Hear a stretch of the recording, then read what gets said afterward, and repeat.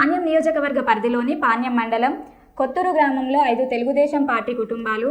కొత్తూరు గ్రామ వైఎస్ఆర్సీపీ నాయకులు శివరామిరెడ్డి, వీరయ్య స్వామి, శిరసాని శేఖర్ రెడ్డి, భాస్కర్ రెడ్డి, లక్ష్మీరెడ్డి, పుల్లయ్య, చక్రపాణి, రామచంద్రుడు, వెంకట సుబ్బయ్య,